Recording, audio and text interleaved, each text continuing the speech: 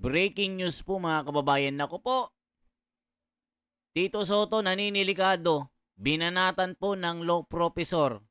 Talagang binakbakan ito. Nagsalita na po ng hindi makain-kain ng isang asong ulol. Nako mga kababayan ko, magugulat kayo dito. Kasi itong si Tito Soto, kung makabanat sa Korte Suprema, akala mo graduate ng abogado ito at nakapagtapos at naipasa ang bar exam. Itong si Tito Soto, Bulakbol, School Bukol, One Bull University. Yan po ang tawag sa kanya mga kababayan. Na tila binabastos at winawalang niya ang Korte Suprema dahil po sa hindi nasunod ang kanyang kagustuhan dahil po sa pagbasura dito sa impeachment ni Sara Duterte. Talagang ang dami pong sinabi ni Tito Soto na talagang hindi siya nagpapatalo. So ngayon mga kababayan, itong law professor talagang nagsalita na po ng hindi ka nais-nais dito sa Senate President ng Senado na si Tito Soto na talagang puro daldal, puro bunganga na binabanatan po ng taong bayan ngayon. Pakinggan po natin itong reaction po ni General Macañas na tumaas nga yung balahibo ko Dahil po pati ako nagulat. Binanatan talaga ng law professor itong senador na School Bukol. Yan kasi ang sinasabi ng mga komento. Senate President Tito Soto, galing-galingan. Hindi naman marunong sa batas. Laging suplak kay Senador Marcoleta. Magaling lang magngak-ngak pero wala namang utak. Filingero. Akala mo abogado pero hindi naman. Puro pagyayabang lang. Ito yung sinasabi ng mga tao. Kaya ito na po ang pakinggan po natin. Ako, nakakagulat ito. Bigyan natin ng reaction opinion itong dalawang post. Masang Pilipino at saka Gold Shine Diamond. Reaction ito ng isang law professor tungkol sa pagbatikos o pagkontra ni Senator Soto sa desisyon ng Supreme Court pagbasura sa impeachment ni VP Sara. Dito muna tayo sa Masang Pilipino. Papatayuin ko yan for the rest of the hour in my class. Taas ang sinabi ni Attorney Mox, isang law professor, na ibabagsak niya umano si Senate President Vicente Soto III kung sakaling estudyante niya ito at iyon ang ihaharap na argumento sa klase. Ayon kay Attorney Mox, ang naturang pananaw hinggil sa kapangyarihan ng Supreme Court at ng Kongreso ay nagpapakita ng kakulangan sa pag-unawa sa constitutional law. O, kita nyo mga kababayan, kung maging estudyante raw, itong si Tito Soto, malamang bagsak sa recitation, bagsak sa exam, magiging school bukol ang kanyang grado. Palakol na 74 o 70, sarado. Kahit ako mga kababayan ipapa-explain ko sa kanya yung constitution totoo ang sinabi ng ng professor na ito. Kulang sa pangunawa. Baka hindi pa nga niya kayang explain Yung Bill of Rights, Section 1 No person shall be deprived of life, liberty, or property without the due process of law, nor shall be denied the equal protection of the laws. Baka hindi pa niya kayang explain. The Supreme Court is the final arbiter. O anong ibig sabihin yan? Hindi yata makaintindi ito. Sabi ng professor, mga kababayan. Ganyan na ba ngayon ang mga senador? Kulang sa pangunawa, yabang-yabang, sabi. Ibabagsak ko yan. Kung maging estudyante ko si Tito Soto, ibabagsak ko. Yun ang sabi ng ng law professor na ito na binabasa ni General's Viewpoint. Tignan nga natin itong post na ito mga kababayan kung i-check natin kung totoo po ito Check natin. Ito po. Pati nga itong si ano po mga kababayan si Marvic Leone nagsalita na po mga kababayan ko. Ito po si Marvic Leone, no? Kita nyo po ang sabi. Ang tanggapan ng Vice Presidente ay hindi pandekorasyon o palamuti lamang. Ito ay sadyang nilikha upang matiyak ang tuloy-tuloy na pamumuno sa ehekutibong sangay ng pamahalaan. Kaya naman ang pagpapahalawig ng due process, protection sa impeachment proceedings ay hindi lamang nagpoprotekta sa kasalukuyang nanunungkulan, kundi pinangangalagaan din ang mga botanteng nagtitiwala sa kanya at ang kanilang karapatan na pamunuan ng isang may kakayahan at kwalipikadong Commander-in-Chief. Ang pribilehiyong maglingkod sa publiko ay higit sa simpleng pagmamay-ari ng posisyon. Ang katiyakan ng pananatili sa pwesto ay nakabatay sa tiwalang pinagkaloob ng sambayanan na may karapatan sa isang may kakayahan at makatarungang pamahalaan na nararapat ding pangalagaan. Ayan Marvic Leone Ito po ang post ng ang balita ngayon. 'Di ba? So ito po, check po natin ito. Itong masang Pilipino. Ito po mga kababayan. I-check na natin kung anong sinasabi nung post na ito. Tignan nyo po mga kababayan ha. I-check po natin. Tignan nyo po pati ito si General Orlando De Leon nagagalit na rin dito kay Iskol Bukol yun One Bull University should now be closed. It produces idiot graduates. Kita nyo. Retired General Orlando De Leon. Ayan, binabakbakan na po itong si One Bull University. Close the One Bull University. It produces idiot graduates. Kita nyo mga kababayan.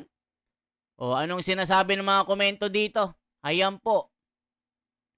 I-check nga natin ano sinasabi. I feel you, sir. Absolutely correct. Isipin nyo. Tuta na, nakakahiya pa. Plagiarist din nga pala. Truly a one bull graduate. Sabi ni Celric Manuevo. Hindi lang idiot graduates. Ang kitid ng utak putik galing imburnal pa. Naku po, sabi ni Uriel Arancillo. Even if you are a PMA graduate pero gonggong ka. Nako, mga tangalista. Tama po, agree. Tama kayo, sir. Sabi ni Michael Lusa. How about generals who bend the law? Nako po. Correct ka dyan, sir. Tama ka, sir. Strongly agree. Go, Jen. Nako po. Correct. It was really true. Ayan, binabakbakan po itong si One Bull University. One Bull University should be closed. It produces idiot graduates. Ayan mga kababayan ko. Binabakbakan po si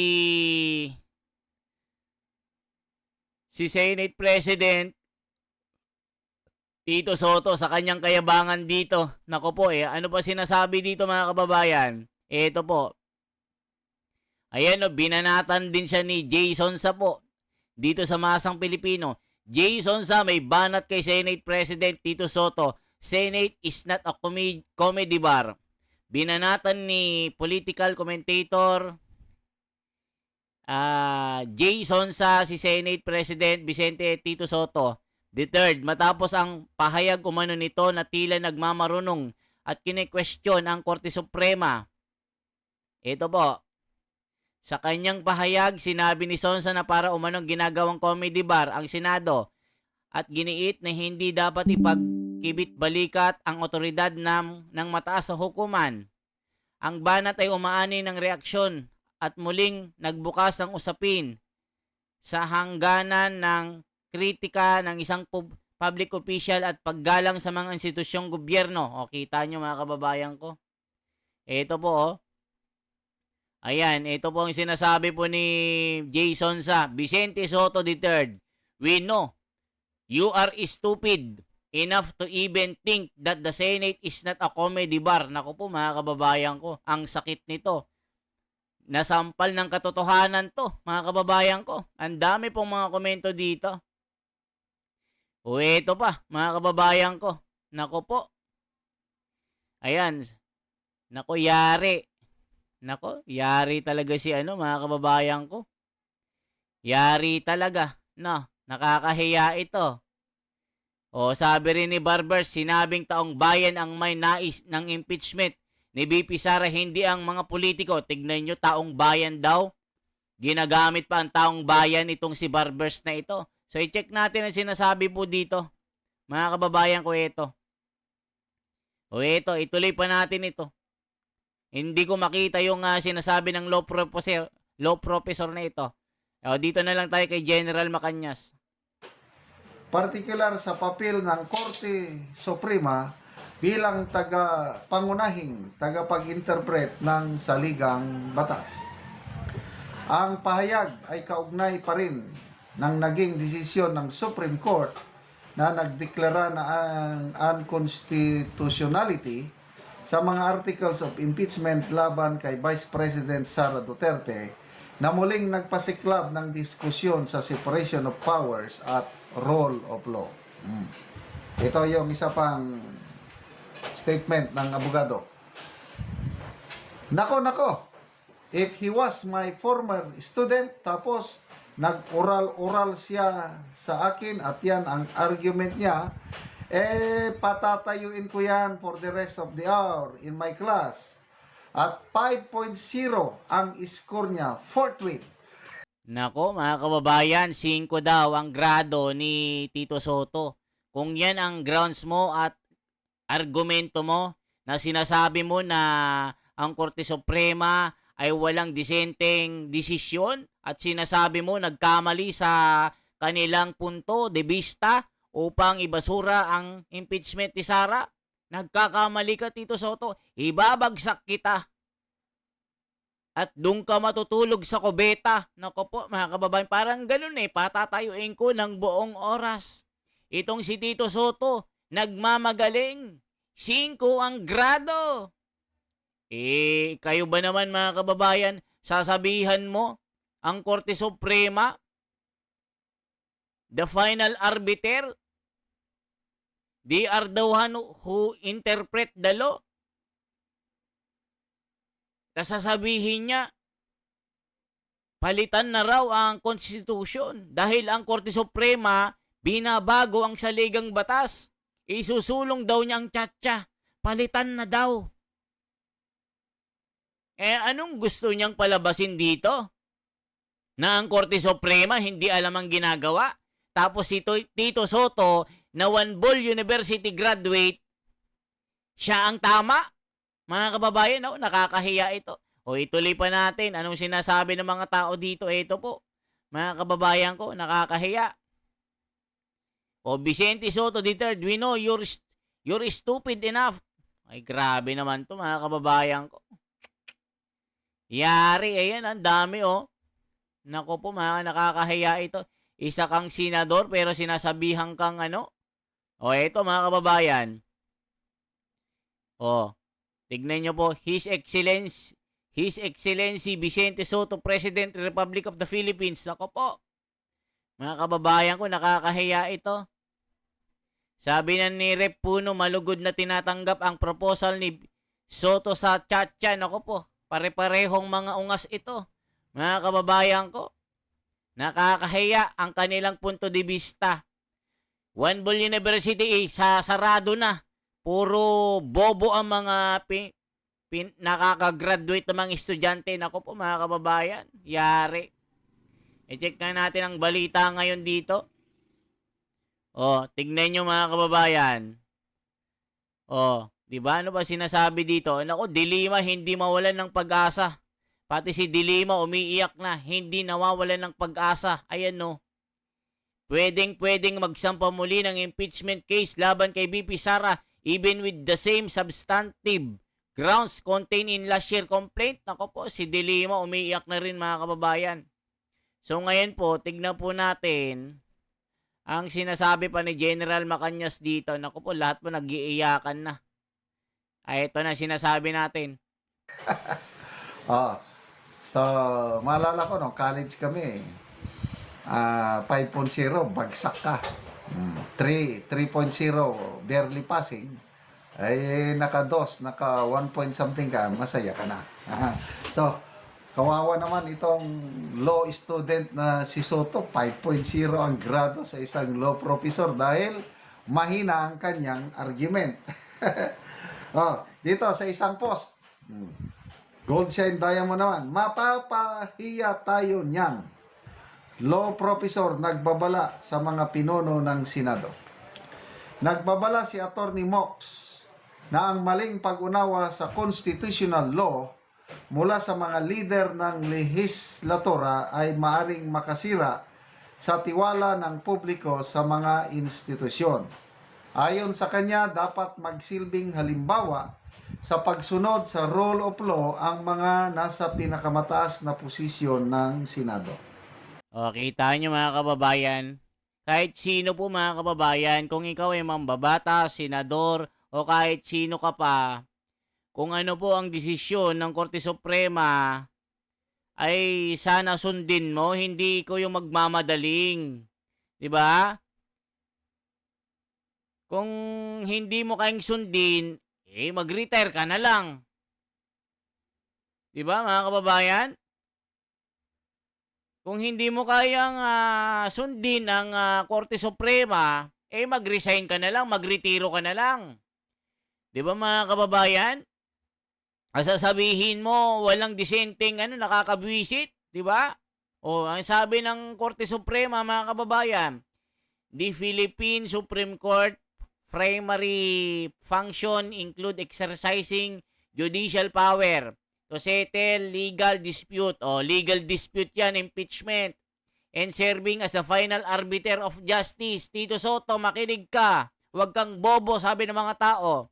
With roles in adjudication, hearing appeals and landmark cases, constitutional questions, habeas corpus rulemaking, promulgating procedural rules, bar admission and administrative supervision over the entire judiciary. It ensures that government branches don't abuse power and uphold constitutional rights, acting as the guardian of the legal system. Hindi ba ito maintindihan ni Tito Soto, mga kababayan? Kung makapagsalita sa Korte Suprema, sobrang bastos ng bunganga. Yan, nabanatan tuloy ng law professor. Ito ang statement na Attorney Mox. Imagine, pinakamataas na rank sa House and Senate. Tapos, kine-question ang function ng Supreme Court about sa impeachment proceedings. Kahit nasabihin na natin na hindi siya nag-law school, kasama dapat yan sa responsibilities niya na alamin. Legislator yan, mapapahiya tayo niyan. O, kita nyo mga kababayan? Saan ba si Attorney Mock mga kababayan? Attorney Mock, Tito Soto. Di ba mga kababayan? Tignan nga natin. Ito po yan. Nako po mga kababayan, mabibisit na kayo dito. We cannot correct a wrong with another wrong. Wow. I move to table the motion to dismiss. Please, let us allow and give chance to the Supreme Court to rectify.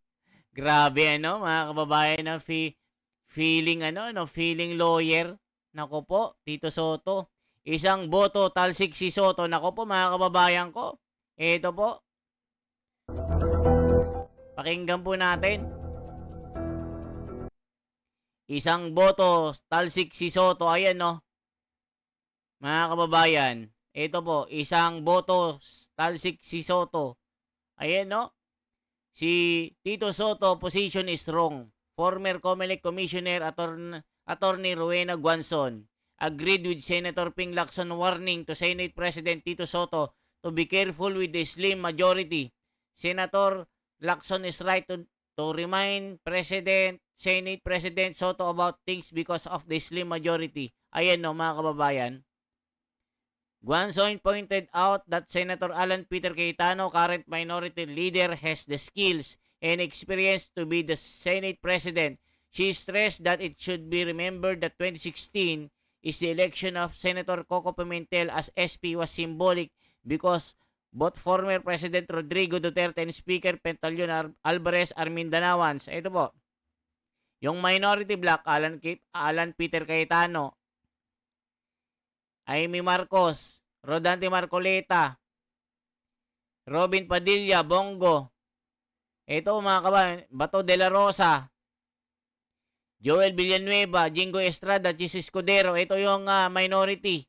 According to Guanzon, the minority only needs one vote to make the Senate leadership change resonate again. The only reason the 2 Villar became majority is to keep their chairmanship and Senator Pia will join if Senator Alan is the one to fight. Nako po mga kababayan, isang boto lang, bagsak na si Tito Soto. Ayan no.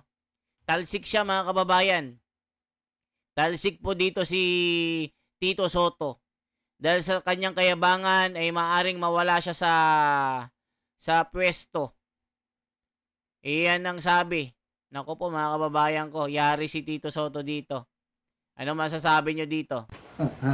Basa lang tayo sa mga comments. Ben Delo Pamor, sabi ni Lisa Ingay. O, kita nyo, bendalo lagi. O, ito po, check natin yung mga komento dito. Yari dito. Mga kababayan, feeling abogado. Naku po mga kababayan ko. Yari. Sara, to comment. Oh, kung final and executory na yan, bakit si Vice President Sara was asked to comment by the Supreme Court just a few days ago. Di ba? So, ibig sabihin, talagang Yabang pakikita pa talaga nila. ni Tito At Soto, baka sakali makita nila, dahil yung mga abogadong nakapaligid sa kanila, nagbigay sa kanila ng mga maling figures. Wow! O mga kababayan naman, sasabi nyo dito. Mag-komento po kayo. Kung umabot kayo sa video ito, isang like, isang share po, isang subscribe. Ano masasabi nyo sa kayabangan ni Tito Soto na talagang binakbakan ng isang profesor na pag ito naging estudyante niya, bagsak ito at 5 grado at i-spend the time sa kubeta. Ito, One Ball University. Yung isang retired general, sinabi rin na isarado na daw ang One Ball University dahil nagpro-produce ng mga idiot na graduates. Ano masasabi nyo dito? Okay po, this is the Wonders Philippines for transparency, for a better democracy. Mabuhay po at sabihin nyo kung anong lugar po kayo nagko-comment. Okay po, salamat.